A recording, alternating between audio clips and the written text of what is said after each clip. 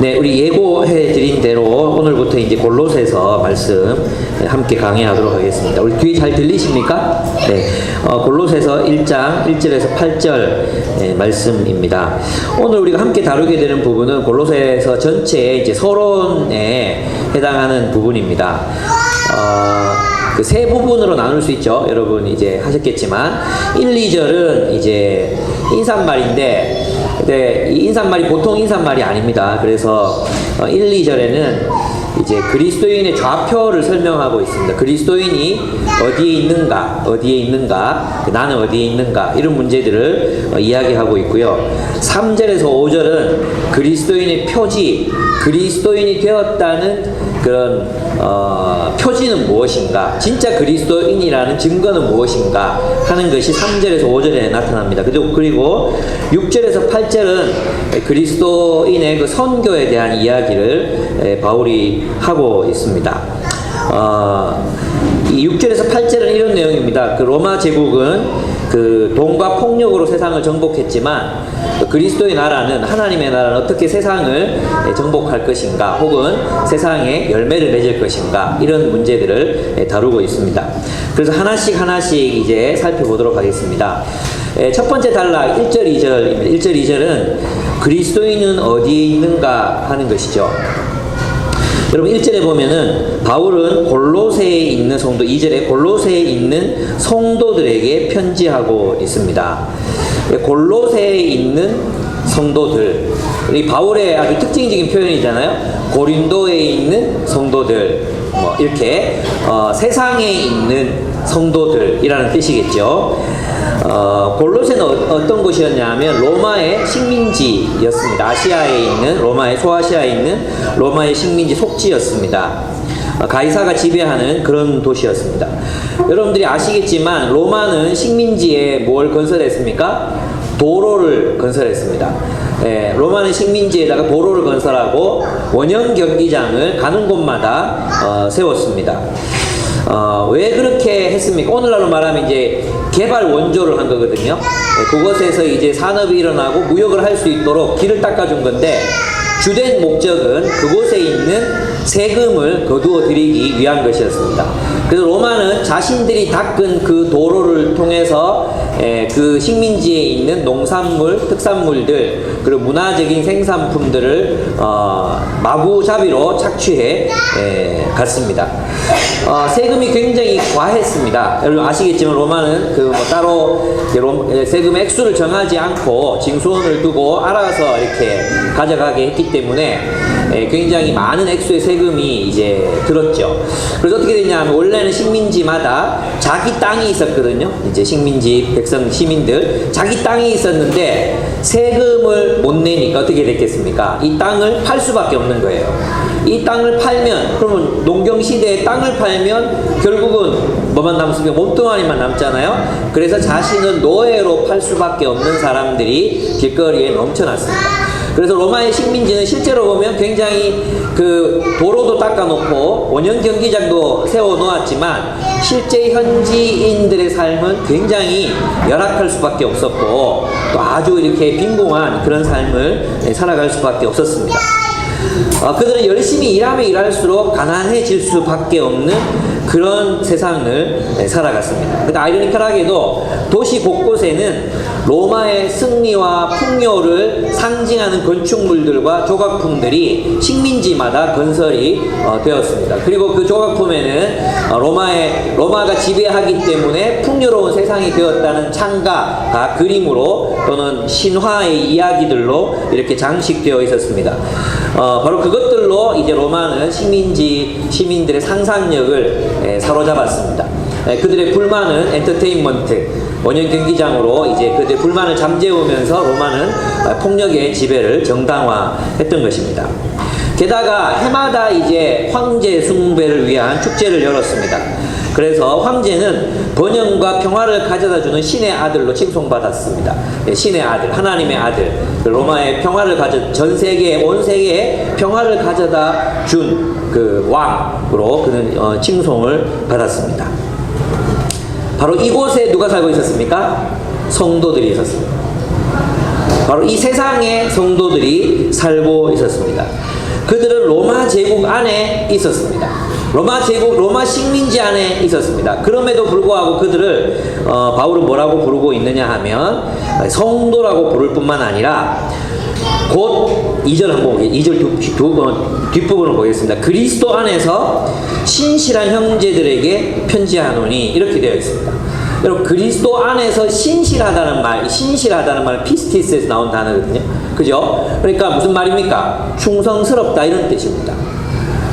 로마가 지배하는 골로새를 살고 있지만 그들을 실제로 지배한 사람은 누구였다는 것입니까? 그리스도였다는 것입니다. 그들은 세상에 있었지만 그리스도의 통치를 따라서 사는 신실한 형제 자매들이었습니다. 여러분, 우리도 똑같은 세상을 살아갑니다. 자본주의 세상입니다.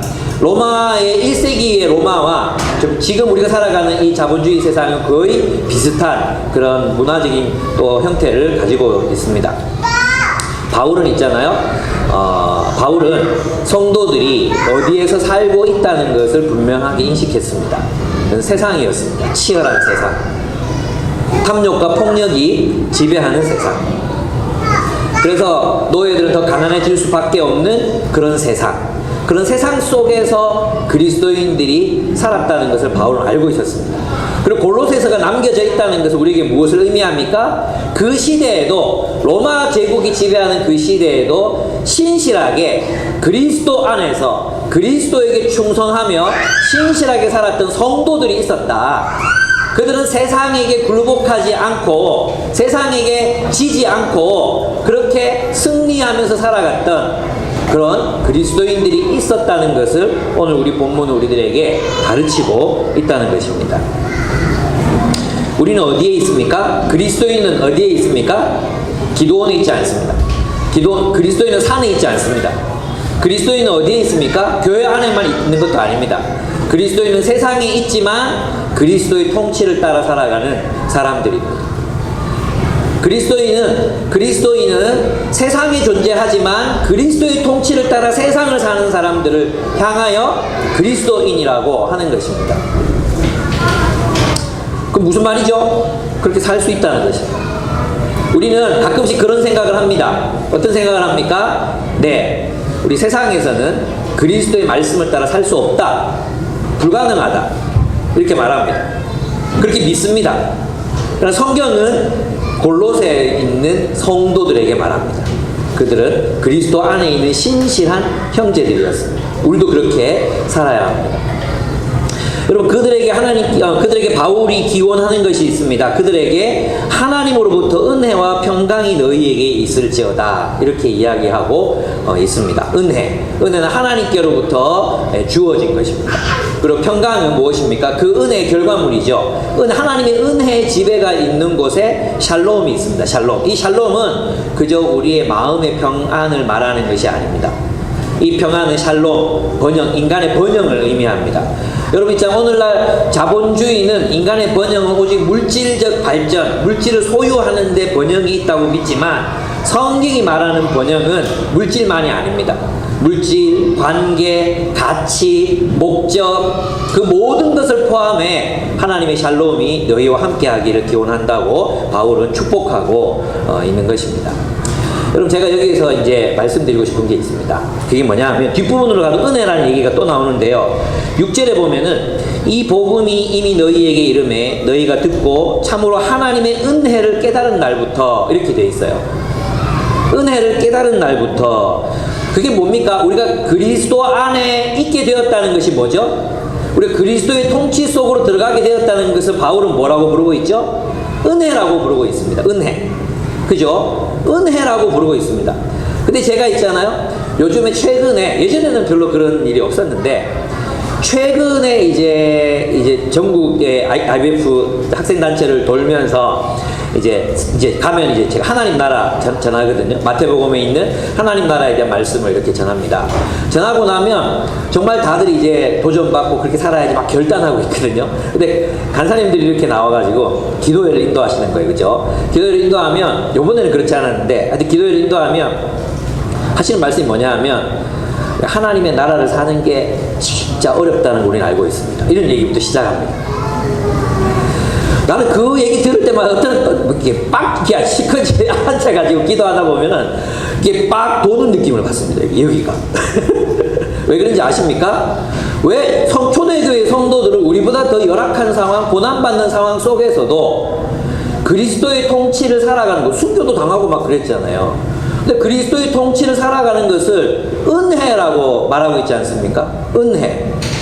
그죠? 근데 우리는 하나님의 나라를 사는 것을 은혜라고 생각 안 하는 것 같아요. 마치 이런 느낌 있잖아요. 내가 세상에서 원래는 내가 그리스도를 선택하지 않았다면 세상에서 내 마음대로 돈 잘 벌고 잘 먹고 잘 살고 굉장히 여행도 다니면서 굉장히 쾌락하면서 억수로 즐겁고 기쁘게 살았을 것 같은데 괜히 그리스도를 선택해가지고 인생이 되게 찌그러졌다고, 그리고 되게 하지 않아도 되는 리더를 하고 하지 않아도 되는 나눔을 해야 되고 하지 않아도 되는 그런 헌신을 해야 되는 것처럼 그렇게 말하는 거예요. 그래서 이제 기독교 신앙이 뭐가 돼버렸습니까? 버티고 견디는 것이 돼버렸습니다. 하나님의 나라는, 하나님의 은혜는 그것을 여러분이 하나님의 그리스도의 통치로 들어가서 살아가는 그 삶을 성경은 뭐라고 말합니까? 은혜라고 얘기합니다. 그것을 감사의 기도 제목입니다. 여러분, 우리가 복음을 통해 그리스도를 알고 그 예수 그리스도의 통치를 살아가게 된 것, 그분의 말씀을 따라 살아가게 된 것이 복이요, 은혜요, 축복이라고 여기십니까? 아멘? 네. 정말로 그것은 우리들에게 축복입니다. 우리가 그리스도를 알지 못했다면 우리는 여전히 세상 속에서 탐욕의 지배를 받으며 살아갔을 것입니다. 우리는 여전히 세상 속에서 하나님이 없는 것처럼 살았을 것입니다. 저도 그렇습니다. 제가 그리스도를 알고 난 뒤에 저의 인생은 정말로 풍요로워졌습니다. 저의 인생은 참으로 번영하게 되었습니다. 저는 정말 말로 설명할 수 없는 많은 복을 받았습니다. 정말 그리스도 안에서 신실한 친구들, 동료들, 후배들을 여기에서 만났습니다. 좋은 사람들을 만났습니다. 이들과 함께 공동체를 이루어가고 여러분과 함께 공동체를 이루어가고 사랑하고 사랑받는 일이 너무나도 좋습니다. 이전이라면 인생의 미래를 생각하면 두렵고 불안하고 그렇게 살았겠지만 이제 저는 주님께서 나의 인생을 인도하신다는 것을 압니다. 주께서 나를 친히 여기까지 인도해 오셨기 때문입니다. 그리고 그 하나님의 인도는 나를 위축시키거나 또 나를 파멸시키거나 나를 그냥 부서뜨리기 위한 것이 아니라 하나님의 그 인도를 나를 참으로 번영케 하고 풍성하게 하고 우리의 가족들의 삶을 더 행복하게 기쁨이 넘치는 삶으로 우리를 인도하셨다는 것을 저는 고백할 수 있습니다. 내가 하나님을 알지 못했다면 진정한 삶의 의미, 삶의 목적, 그리고 이러한 풍요로움을 경험하지 못했을 것입니다. 저는 날마다 이것이 하나님의 은혜임을 고백합니다. 아멘? 여러분도 그렇지 않습니까? 저는 이것이 우리가 하나님의 나라를 사는 것은 부담이나 짐이 아니라는 것을 여러분에게 말씀드립니다. 예수 그리스도의 통치를 사는 것은 축복입니다. 예수 그리스도의 통치 안에서 신실하게 살아가는 삶, 그것은 초대교회 성도들도 그랬고 우리도 그렇게 살아가야 하는 삶이라는 것입니다. 우리는 어디에 있습니까? 세상에 있습니다. 그러나 우리는 세상과 다르게 살 수 있습니다. 우리는 세상이 있지만 세상 안에서 사는 것이 아니라 그리스도 안에서 삽니다. 아멘? 우리는 세상이 존재하지만 세상의 지배를 받는 것이 아니라 그리스도의 통치를 따라서 살아가는 사람들인 것입니다. 두 번째, 그래서 은혜와 평강이 너희에게 있을지어다 이렇게 하고 이제 바울이 하나님 아버지께 감사하고 있습니다. 우리가 너희를 위하여 기도할 때마다 하나님 곧 우리 주 예수 그리스도의 아버지께 감사하노라. 이는 그리스도 예수 안에 너희의 믿음과 모든 성도에 대한 사랑을 들었으며 너희를 위하여 하늘에 쌓아둔 소망으로 말미암음이니 곧 너희가 전에 복음 진리의 말씀을 들은 것이니라 했습니다. 믿음, 여러분 여기 보면 있잖아요. 믿음, 소망, 믿음, 사랑, 소망이 나오죠. 근데 이거는 고린도전서에도 나오죠, 그죠? 믿음, 소망, 사랑 이 세 가지는 항상 있을 것인데 그 중에 제일은 사랑이라. 그죠? 그래서 믿음, 소망, 사랑은 그리스도인이 가져야 하는 덕목입니다. 그죠? 근데 믿음은 무엇과 관련되어 있습니까? 믿음은 반드시 무엇과 관련되어 있습니까? 그리스도와 관련돼 있어요. 그리스도를 믿는 믿음인 거거든요. 그러면 사랑은 무엇과 관련돼 있죠? 사랑은 성도들과 관련돼 있어. 성도들. 그러니까 여러분, 또 소망은 하늘에 있다 그랬어. 하늘. 그죠? 그래서 이게 믿음, 사랑, 소망을 얘기할 때는 단순히 이것이 우리 안에 있는 어떤 덕목이나 우리 안에 있는 내적인 덕이나 혹은 어떤 신념이나 이런 걸 말하는 게 아니라는 거예요. 그럼 믿음을 보십시오. 믿음. 우리 믿음 그럼 뭘 생각합니까? 빌리브를 생각해요. 빌리브. 그냥 믿는 것, 신념, 교리에 동의하는 것, 확신, 이것으로 믿음을 생각하거든요. 근데 오늘 본문을 보면 무엇이라고 말합니까? 뭘 믿는 걸 믿음이라고 말하죠? 그리스도를 믿는 것, 그리스도 안에 있는 믿음을 이야기합니다. 이 믿음은 예수를 그리스도로 믿는 믿음이었습니다. 여러분, 이것은 굉장히 중요한 것입니다.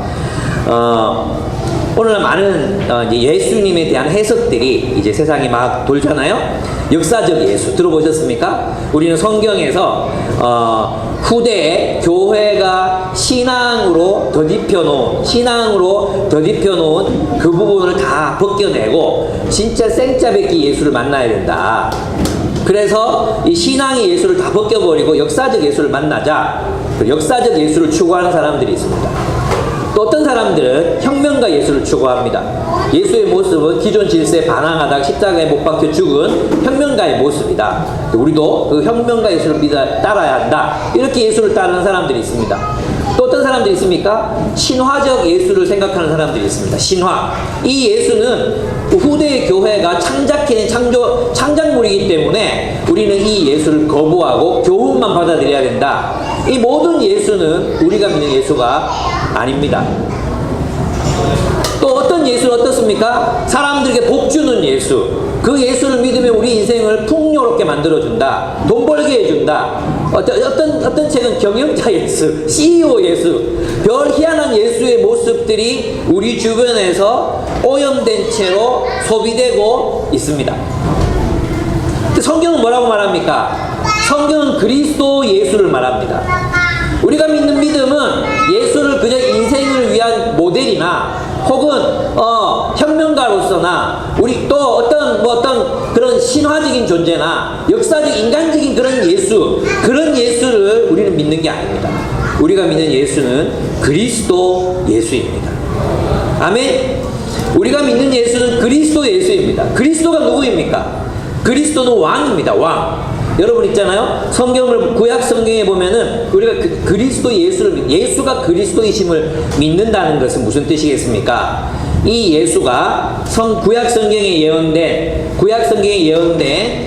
그리스도를 통해서 하나님이 보내시는 왕, 하나님이 보내시는 하나님의 아들, 그를 통해서 이 세상 속에서 이루실 일을 예수께서 이루실 것을 믿는 것.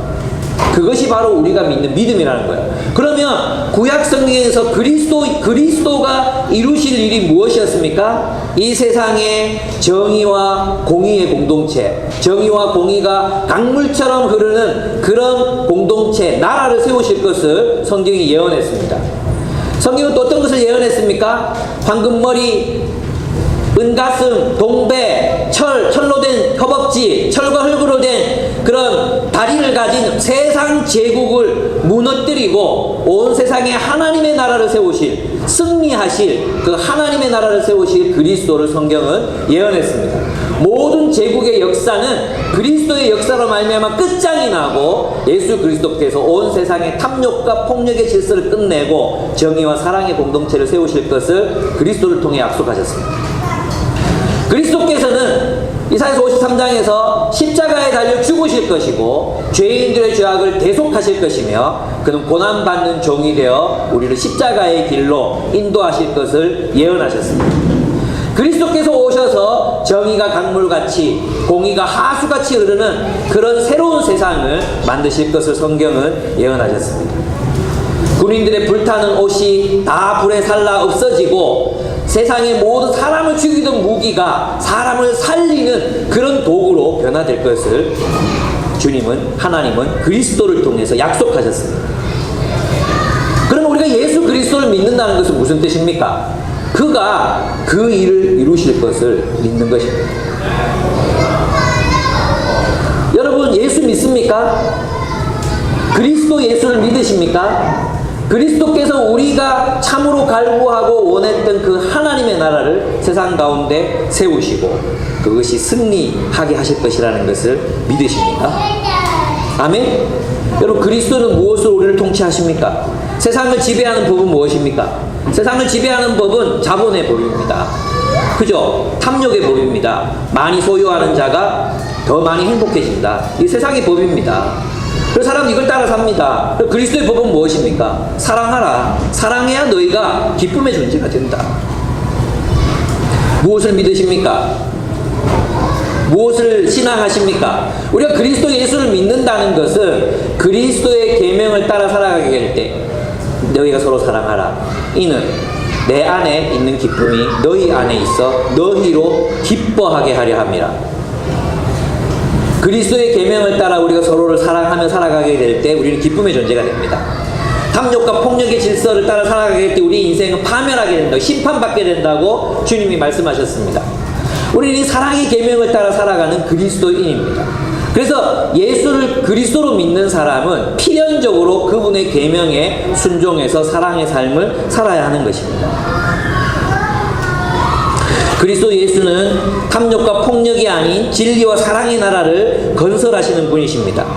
그리스도 예수는 다시 오셔서 하나님을 대적해 높아진 세상의 제국을 심판하시고 우리를 그 영원한 정의와 평화의 나라에서 살게 하실 분이십니다. 그 그리스도를 우리는 믿는 것입니다. 그분을 믿기 때문에 그의 나라를 위해서 사는 것입니다. 그분을 믿기 때문에 사랑이 소유보다 더 나은 길이라고 선택하는 것입니다. 여러분, 소유보다 사랑이 더 낫다. 움켜쥐는 것보다 베푸는 것이 더 낫다. 모으는 것보다 나누어 주는 것이 더 낫다. 지배하는 것보다 섬기고 희생하는 것이 더 나은 길이다. 복수하는 것보다 용서하는 것이 더 낫다. 이것을 믿는 것. 그래서 정말로 그렇게 살아가는 것.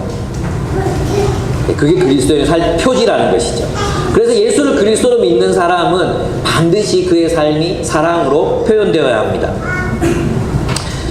그래서 여러분 그 1세기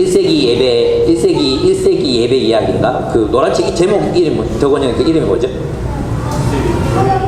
예, 1세기 교회 예배 이야기. 왜 제목을 이렇게 복잡하게 짓는 불만입니다. 1세기 교회 예배 이야기. 이 책 우리 이제 필독서로 읽을 거거든요.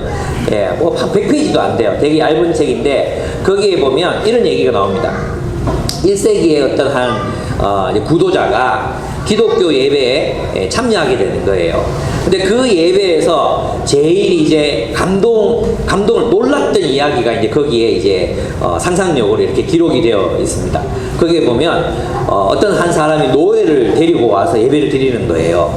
그런데 그 노예가 주인하고 같은 상에서 밥을 먹는 거예요. 깜짝 놀라는 거예요. 우리나라도 그랬잖아요, 그죠? 옛날에 이제 상 하면 어른들만 따로 먹는 상. 여기는 고등어 볶한 동다리, 뭐 또 계란 이런 게 또 올라가 있죠. 아이들과 여자들이 먹는 상이 있었죠. 그죠? 여기서 누가 먹었습니까? 어린이와 이제 여자들이 먹었습니다. 그죠? 여기는 고등어 대가리, 꼬랑지, 뭐 이런 게 있고, 뭐 계란 후라이 이런 건 없죠. 예. 그런 겁니다. 그렇게 우리도 그랬습니다. 그리고 뭐 하인들은 뭐 집 바깥에서 뭐 이렇게 우리가 앉아 먹고 이렇게 했잖아요.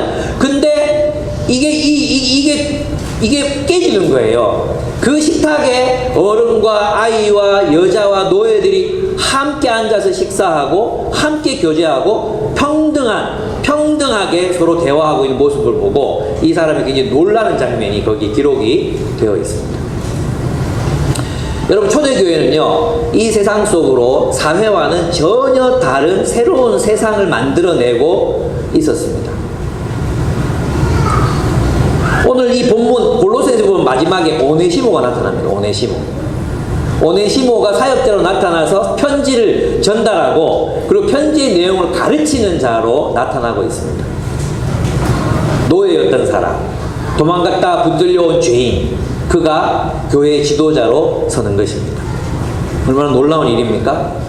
여러분, 이 복음은 성도들의 삶 속에서 그 열매를 맺고 있었습니다. 이게 뭡니까? 세상의 제국, 세상의 질서, 이것과는 전혀 다른 새로운 세상을 만들고 있었다는 것입니다. 이 복음이. 그것은 사랑의 공동체였습니다. 그들이 그렇게 살아갈 수 있었던 것은 소망 때문이라고 이야기합니다. 소망. 오늘 본문을 한번 보십시오.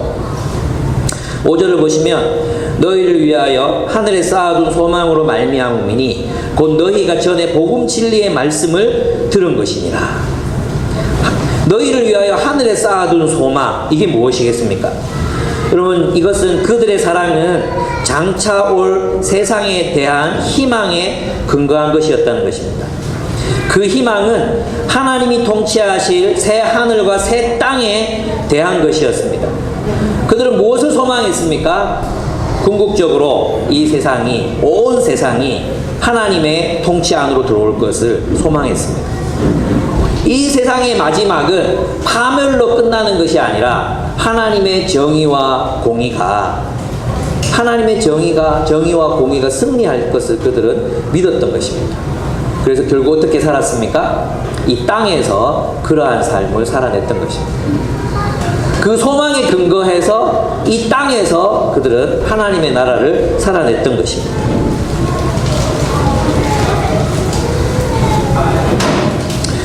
여러분, 믿음과 사랑과 소망은 바로 그리스도인의 표지입니다. 누가 우리를 보고 그리스도인이라고 부를 수 있으려면 우리에게 이 세 가지 표지가 필요합니다. 그리스도에 대한 믿음, 신뢰, 그리스도께서 성경에 약속된 그 모든 약속을 이루실 것이라는 믿음. 우리가 믿는 겁니다. 우리 믿는다 말할 때 그걸 믿는 겁니다. 주님이 이루실 것이다. 예수께서 그리스도이시다. 예수께서 그 약속을 성취하실 것이다. 그분의 계명을 따라 사는 사랑. 우리 그래서 그리스도인의 삶에 사랑이 없다면 우리는 그리스도인이라 불릴 자격이 없는 것이죠. 그리고 하늘에 쌓아둔 소망, 이것으로 사는 것입니다. 여러분, 그래서 이러한 삶을 이렇게 살아갈 수 있게 만든 게 뭐였죠? 복음이었잖아요, 그죠? 여러분, 이게 복음입니다. 이게 복음 진리의 말씀이라고 이야기하고 있습니다. 여러분, 로마 제국은 어떤 식으로 세상을 정복해 갔습니까? 폭력으로 정복해 갔잖아요. 로마 제국은 폭력과 돈으로 세상을 정복했습니다. 그러면 예수 그리스도의 나라는, 하나님의 나라는 어떤 방식으로 세상에 그 열매를 맺어갑니까? 복음을 전파함으로써입니다. 진리의 지배가 있는 곳에, 복음의 지배가 있는 곳에 하나님의 나라가 열매를 맺습니다.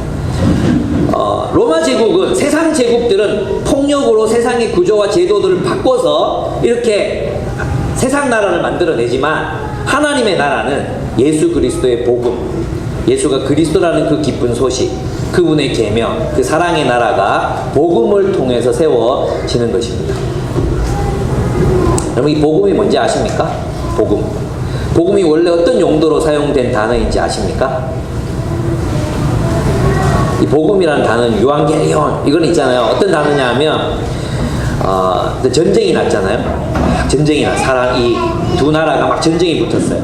근데 이 당시는 SNS도 없고 MS도 없고 페이스북도 없어요, 그죠? 그래가지고 전쟁에서 누가 이겼는지 누가 졌는지 아무도 모르는 거예요. 그래서 여기 있는 사람들은, 현지 지역에 있는 사람들이 이제 고민을 하는 거죠. 전쟁이 났는데 누가 이겼을까? 졌나? 이겼나? 지면 어떻게 됩니까? 남자들은 다 죽어야 되고, 노예로 팔려가야 되고, 가족들과 헤어져야 돼요. 여자들은 노예로 팔려가거나 창녀로 팔리거나 막 그런 일들이 일어날 수밖에 없잖아요. 진짜 노심초사하면서 우리가 이겼나 졌나? 제발 좀 누가 와서 소식 좀 전해줘. 이렇게 막 초조하게 기다릴 때 전지에서 싸우고 있던 그 전지에서 한 사람이 막 달려오는 거예요. 혹은 말을 타고 막 오는 거예요. 막 오면서 뭐라고 외치면 유앙겔리오, 유앙겔리오, 유앙겔리오, 복음이다, 복음이다, 복음이다. 이것을 외치면 승리했다, 승리했다. 이 소식이 바로 복음이었어요. 복음이라는 것은 승리의 기쁜 소식이었어요. 지금 있잖아요. 그 유앙겔리온이라는 단어를 바울이 받아서 쓰고 있는 거예요. 복음의 진리. 이게 뭡니까? 하나님이 승리하셨습니다. 하나님이 이기셨습니다. 정의와 공의에 하나님께서 승리하셨습니다. 이것이 그들이 믿었던 복음의 내용이었습니다. 그 복음이 있는 곳에 예수 그리스도의, 그래서 앞에 반드시 뭐가 붙어야 돼? 그냥 복음이 아니라 예수 그리스도의 복음인 거예요. 예수 그리스도의 복음, 그리스도 예수의 복음. 왕께서 다스리신다. 참으로 하나님의 아들 그분이 오셨다. 그분이 오셨기 때문에 구약 성경에 수많은 예언자를 통해서 예언하셨던 그 새로운 나라, 하나님의 정의와 공의의 나라가 실현되고 있다. 빛이 어둠을 이기고 있다. 사랑이 증오를 이기고 있다. 용서가 보복을 이기고 있다. 하나님의 나라가 승리하고 있다. 이것이 복음이었던 것입니다. 우리가 복음을 믿는다는 것은 예수가 이기셨고 예수가 승리할 것을 믿는 것입니다. 그래서 그 승리에 동참하는 삶을 사는 것, 그것입니다.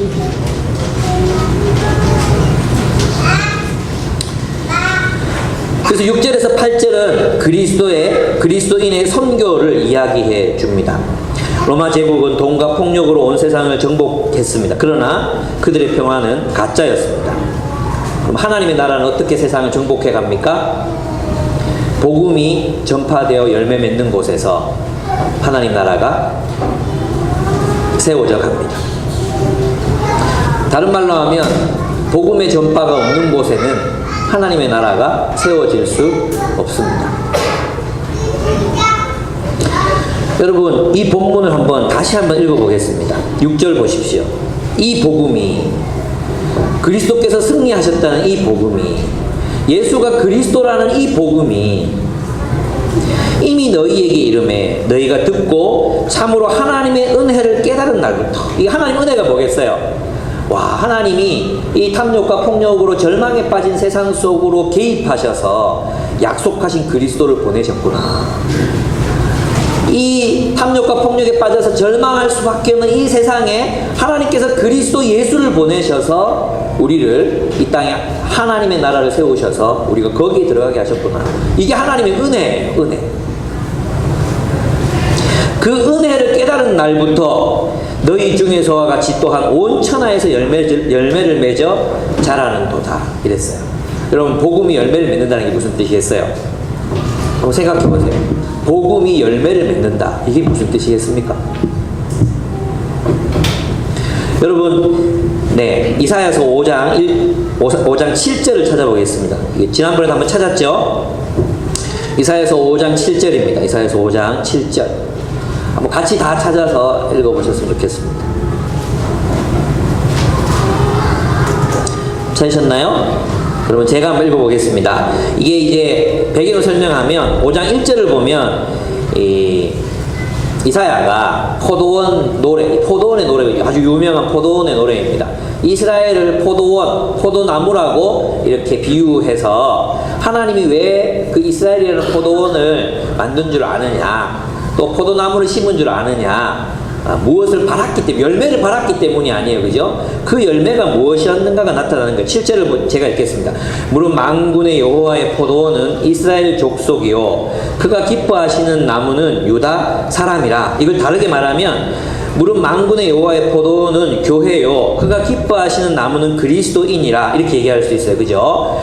그들에게 정의를 바라셨더니 도리어 포악이요 그들에게 공의를 바라셨더니 도리어 부르짖음이었도다. 그랬어요. 그렇다면 복음, 예수가 그리스도라는 기쁜 소식이 있는 곳에는 무엇이 열매 맺어야 합니까? 우리의 공동체의 삶 속에 정의와 공의가 열매를 맺어야 하는 것입니다. 그럼 구약성에서 말했던 정의와 공의는 우리들의 관계 속에서 어떻게 열매 맺어집니까? 나눔으로, 사랑함으로, 세상과는 다르게 살아감으로, 그렇게 열매 맺어지는 것입니다. 주님이 바라시는 공의가 무엇입니까? 인자를 사랑하고 겸손히 여호와 하나님과 동행하는 것이라고 말씀하셨습니다. 여러분, 구약 성경에서 여호와와 함께 동행한다는 표현은 가난한 자를 돌보는 것을 말합니다. 가난한 자를 돌보는 삶.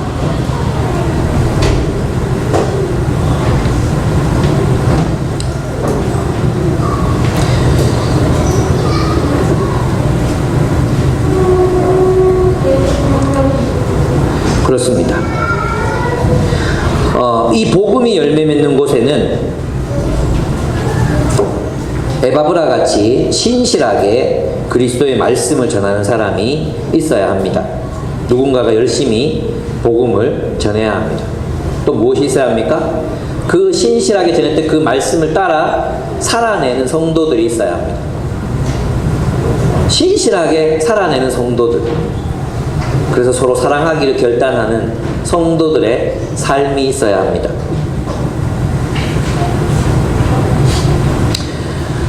이 복음의 열매는 공동체 안에서 형성되는 복음의 순종한 결과물입니다. 정의와 공의의 실현입니다. 관대한 나눔과 사랑, 용서와 용납이 있는 것입니다. 우리는 이 자본주의 세상, 골로새, 우리는 대구라는 이 데프리카 땅, 그리고 소비도시라고 말하죠. 소비도시. 이 소비도시에서 전혀 다른 삶을 살아내어야 하는 그리스도인입니다. 오늘날 이 복음은 여러분의 삶 속에서 어떻게 열매 맺고 있습니까? 다시 한번 묻겠습니다. 이 복음은 예수가 그리스도이시라는 이 기쁜 소식은 여러분의 삶 속에서 어떤 열매를 맺고 있습니까? 어떤 이야기를 만들어내고 있습니까? 어떤 복음의 이야기, 복음이 내 삶 속에서 역사해서 예수 그리스도 때문에 나는 누구를 사랑하고 누구와 나누고 인생의 계획과 목적을 바꾸고 하나님의 나라를 살아가기 위해서 살고 계십니다.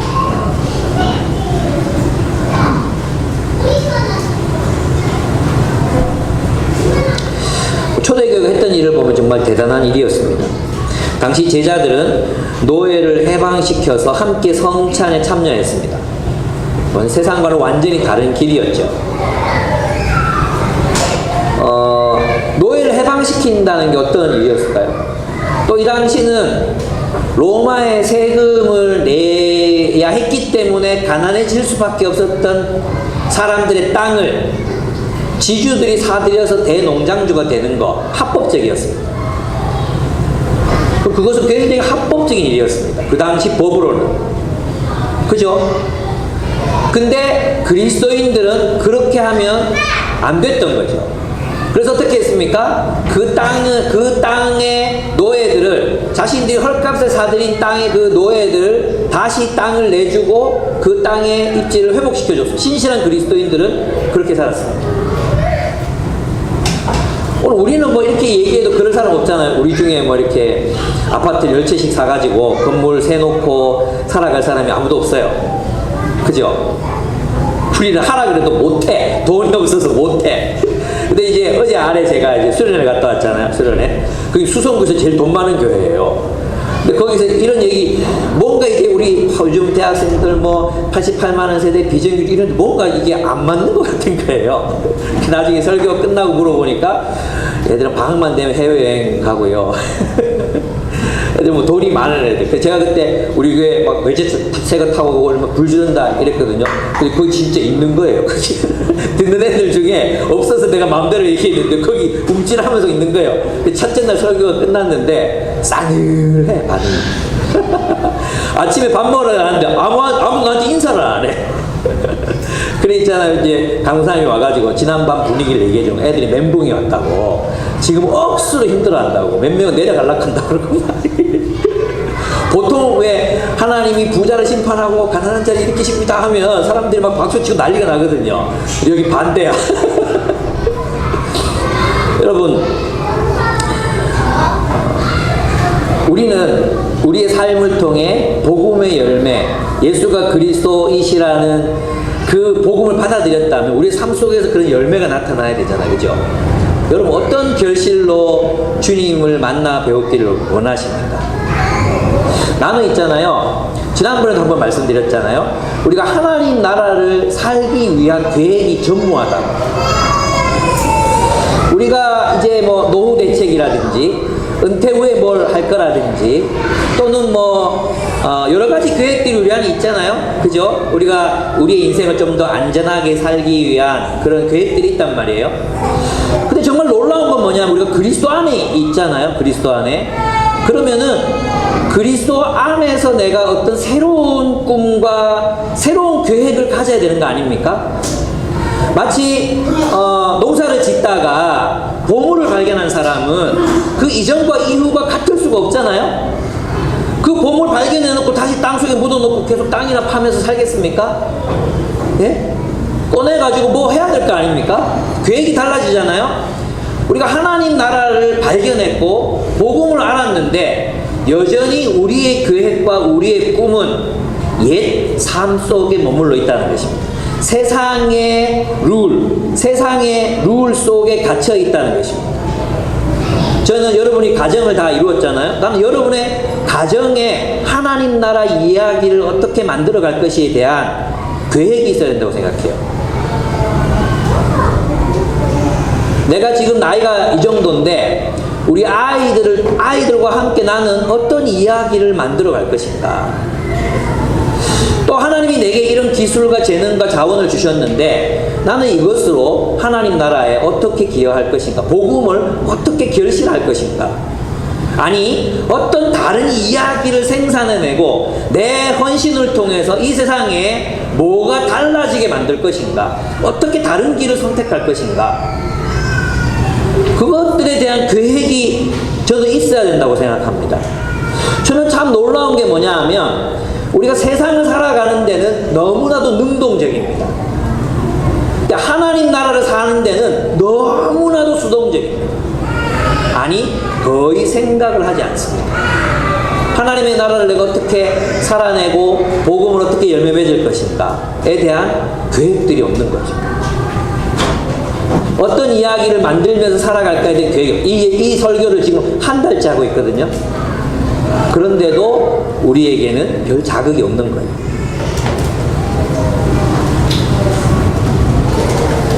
저는 우리가 하나님 나라에서 어떤 계획, 에바브라처럼, 에바브라는 어떻게 했습니까? 신실한 하나님의 종이 되어 골로새는 순수하게 이방인들로 구성된 교회였거든요. 골로새 교회는 그 교회를 향해서 가르치고 복음을 전하고 가르쳐서 교회를 세웠습니다. 세상에 하나님 나라를 산출해 내었습니다. 우리는 어떻게 해야 되겠습니까? 여러분의 삶 속에서 복음은 어떻게 열매 맺고 있습니까?